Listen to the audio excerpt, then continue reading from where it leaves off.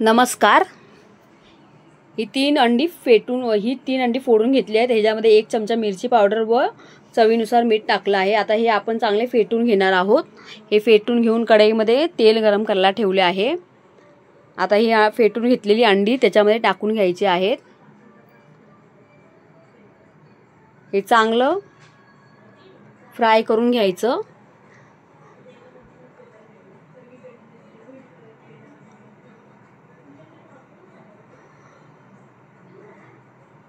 एकदम याला crumble type करायचं आणि वरती थोडीशी मी कोथिंबीर टाकली आहे कापलेली।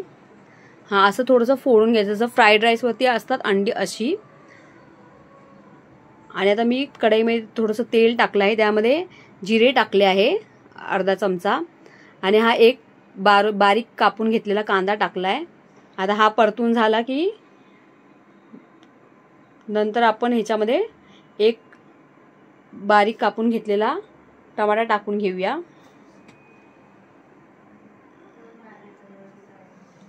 आता हा टमाटा चांगला पिघळून द्यायचा आहे। मग नंतर मी कच्चा कांदा आणि 1 तुकडं खोबरं आणि अद्रक आणि लसूण 10-12 पाकळ्या लसणाच्या आणि अर्धा ही काश्मीरी लाल मिरची पावडर टाकली आहे आणि अर्धा इंच आलं हा मसाला करून घेतला होता हा टाकलाय। 10-12 लसणाच्या पाकळ्या, अर्धा इंच आलं, 1 कांदा आणि 1 तुकडा खोबरं। आता ही मिरची पावडर टाकली तिखटासाठी 1 चमचा। आता ह्याच्यामध्ये पाणी टाकून मी हे चांगलं शिजवून घेणार आहे। पूर्ण आपले टमाटे पिघळले पाहिजेत।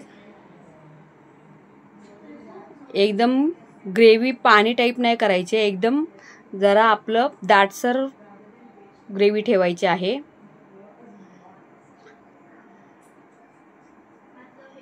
आता हे जे अंडी आपण हे करून घेतलेली ती ह्याच्यात टाकून घेणार आहोत, क्रम्बल करून घेतलेली। हे बघा मस्त वाटतं, एकदम खिमा खाल्ल्यासारखं वाटतं। आता ह्याच्यावरती मी थोडासा चिकन मसाला टाकणार आहे। थोडासा म्हणजे आपला छोटा 1 चमचा टाकायचा आहे आणि लगेच गॅस बंद करायचा आहे कोथिंबीर टाकून।